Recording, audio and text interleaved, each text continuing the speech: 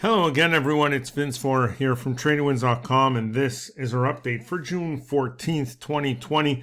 Hope everyone's having a great weekend so far. Let's have a look at the past week here. It was a big week for sellers, that's for sure.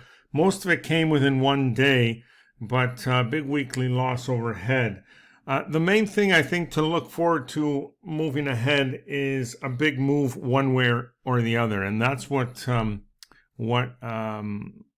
should become clear very soon. Let's have a look at the numbers here. On Friday, the Dow finished higher by 477 points. Now, it did take out Thursday's low here intraday before bouncing near the end of the day. But as you can see here, I've left the 200 period moving average in red. The 20 is in blue. And we're at an important point here. Can we set up long again? We're waiting for the RSI to cross back above 50. And of course, we want to clear that 200. But we have this reverse island formation here that is telling us we are most likely going to retest March lows. The S&P 500 up 39 points on Friday, or 1.3%. It managed to close right at that 200.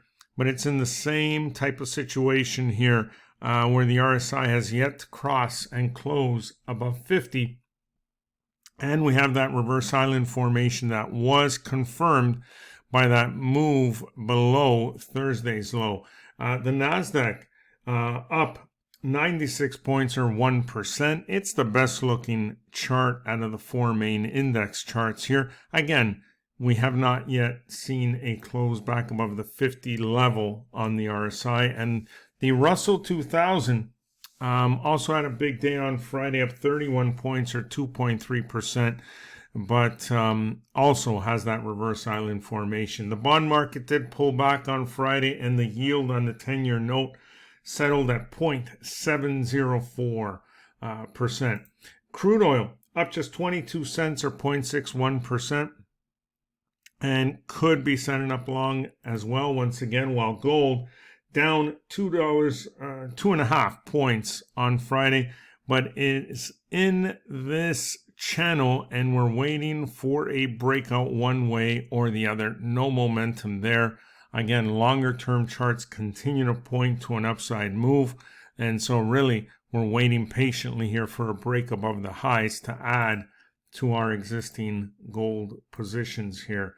USD CAD pair bouncing heavily on Thursday before pulling back slightly on Friday. If we take a broader look at the markets here and the main ETFs, starting with the energy sector here, again, we're above the cloud. So far we're holding, and we do have some upward momentum here, so we could be setting up long, but we have that reverse island formation, which shows up quite a bit across the board. The technology sector, again, which is what's driving the NASDAQ, looking the best out of all of them here, and could be setting up long once again. We almost made it above 50 on Friday.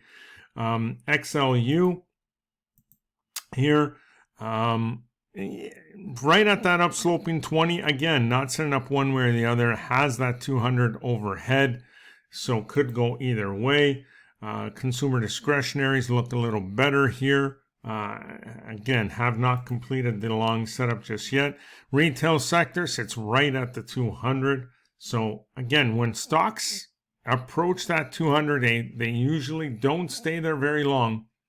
And we see a big move one way or the other. So expect that.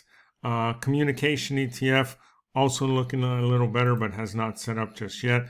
Real estate below that 200 also has the reverse island formation. Financials looking a little rougher here, but so far hanging on to that cloud. Healthcare sector, XLV, right at that 20 there, so could bounce, sitting right on support. Consumer staples also sitting on the cloud. Industrials sitting on that 20, but below the 200, and again has that island reversal. And last but not least, materials right at that 200. So again, we can go either way here, and I think we will get some clarity this week, and that's why I'm expecting a big move ahead one way or the other. As far as news goes this week, economic data points, Monday's a light day, not much to look forward to, but Tuesday we get core retail sales, we get the Red Book report, business inventories, and the housing market index report. Wednesday we get NBA mortgage apps, building permits, housing starts, and crude oil inventories.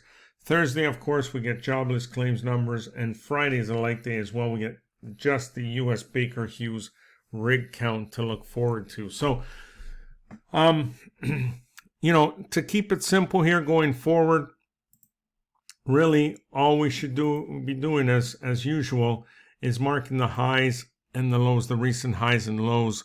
Obviously, if we take out the highs here, that completely negates the reverse island formation. And I think at this point, it'd be pretty much a given that we at least get back to all-time highs, if not higher.